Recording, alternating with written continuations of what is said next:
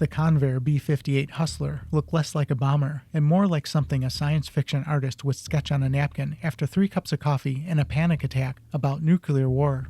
In the late 1950s, while most bombers still lumbered through the sky like giant flying fortresses, the Hustler arrived looking like a polished metal dart built by people who clearly believed speed could solve absolutely everything.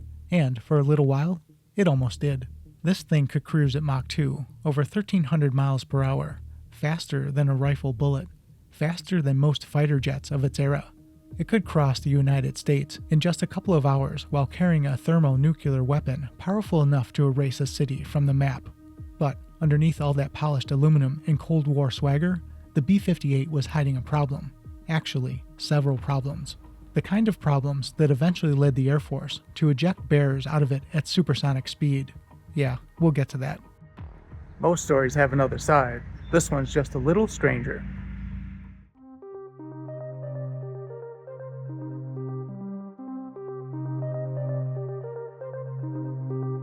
I'm Bill, and this is Buffalo Air Park. Let's dive in. The story of the Hustler really begins in the early days of the Cold War, when the United States Air Force became obsessed with one thing above all else: speed. The thinking seemed simple enough. If a nuclear bomber could fly high enough and fast enough, Soviet defenses wouldn't have time to react before the bombs were actually falling. So Convair, the same company behind aircraft like the Convair F-102 Delta Dart and later the Convair F-106 Delta Dart, set out to build the ultimate high-speed strategic bomber. What they created was the world's first operational supersonic bomber. And honestly, even today, the B-58 still looks futuristic. The massive delta wing, the long needle-like fuselage, the 4 screaming turbojets, and that strange Coke bottle pinch in the middle of the fuselage created using the aerodynamic area rule, which dramatically reduced drag near the speed of sound. One Convair engineer later described the aircraft punching through the sound barrier like slicing through cheese. That sounds smooth and elegant now. At the time, it was terrifying, because nobody had ever really built a bomber like this before. And the deeper you look into the Hustler, the stranger it gets. For starters, the airplane barely had room inside itself. The fuselage was designed to be so thin and aerodynamic that the engineers couldn't fit a traditional bomb bay inside. So instead, they attached this enormous detachable pod underneath the aircraft. And this pod wasn't just carrying the nuclear weapon, it also carried fuel. So yes, the B-58 was literally designed to fly into enemy territory carrying a gigantic combined gas tank and thermonuclear bomb underneath its belly, then drop the entire thing at once before turning around and running for its life. Some later versions even separated the pod into 2 sections: fuel below, nuclear weapon above. Because apparently the original idea somehow wasn't extreme enough. Inside the cockpit, things weren't much more normal. The Hustler carried a crew of 3: pilot, navigator bombardier, and defense systems operator. But unlike most bombers, the crew didn't really operate together. They sat isolated from one another in cramped tandem compartments, separated by electronics bays and equipment. They couldn't see each other, barely interacted physically. And if the intercom failed, Convair engineers actually installed a primitive string and pulley clothesline system so crew members could pass handwritten notes back and forth. Just imagine that for a second. You're flying at twice the speed of sound, with a thermonuclear weapon on board, while passing notes down a tiny cable like you're in middle school study hall. And then there's the cockpit itself. The B-58's instrument panel was an overwhelming wall of gauges, warning lights, switches, and early electronics. The aircraft demanded constant attention, and at Mach 2, even small mistakes could become fatal very quickly. So the Air Force tried something unusual. Research suggested that young male pilots responded fastest to calm female voices during high-stress emergencies. So an actress and singer named Joan Elms was hired to record the aircraft's automated warning system. Crews affectionately nicknamed her Sexy Sally, which made the Hustler one of the very first military aircraft to literally talk back to its crew. And honestly, the plane probably needed all the help it could get, because despite its beauty and record-breaking speed, the B-58 developed a terrifying reputation. Pilots respected it, but many were also deeply afraid of it. Takeoff required extreme precision. At maximum weight, the aircraft rotated at a steep nose-up angle, and losing an engine during departure was often catastrophic. Landing wasn't much better. The nose attitude was so high that pilots were essentially landing partially blind, unable to properly see the runway ahead, and the aircraft's flight control systems were notoriously complex. Pilots and mechanics jokingly called it the three-bicycle wreck because the hydromechanical systems looked like someone had smashed several bicycles together into one giant mechanical nightmare. One test pilot eventually walked into his supervisor's office and quit on the spot. His explanation? I've reached a point in my career when I can no longer control my destiny with my right hand. That's probably one of the most honest pilot quotes I've ever heard. And the danger was very real. Out of just 116 B-58s built, 26 were lost in accidents. That's roughly 22% of the entire fleet.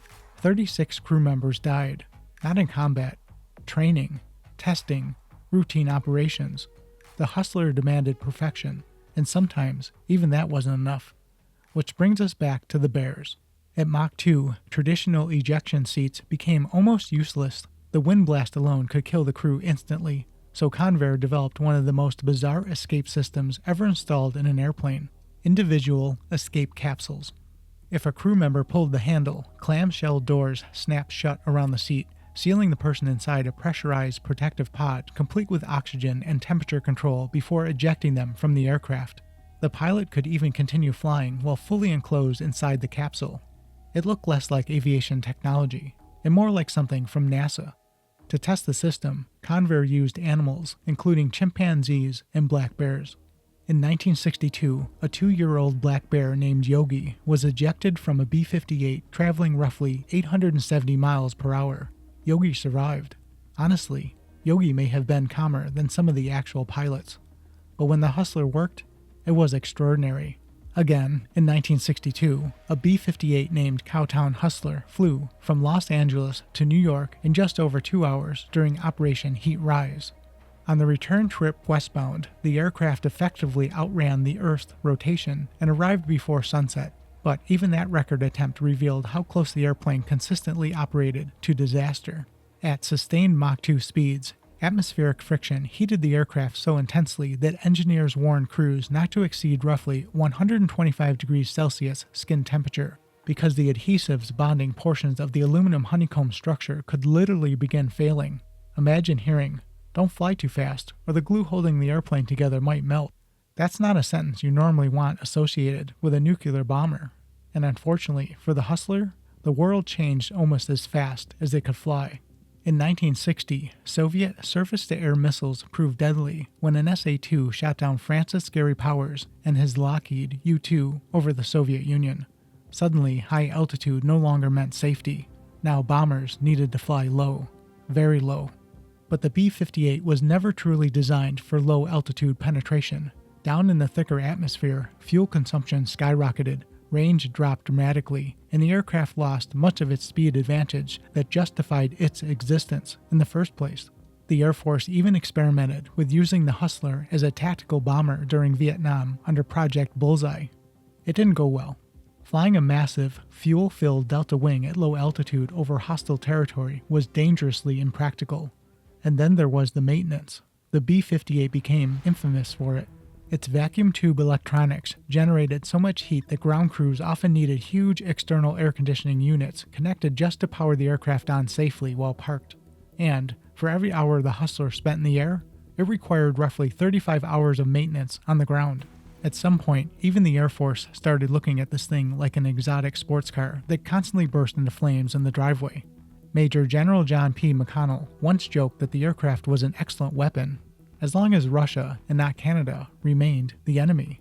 And honestly, that one line probably summarized the Hustler's greatest weakness better than any engineering report ever could.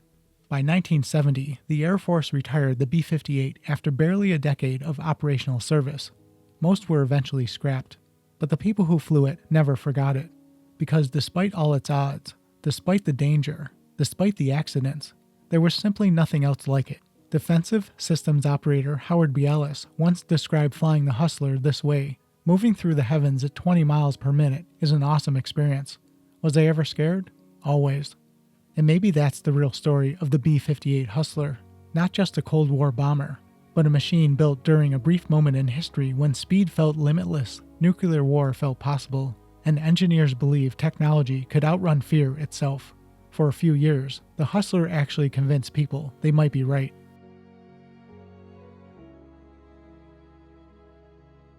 And that wraps up another tale from aviation's stranger side. Until next time, keep your eyes on the skies.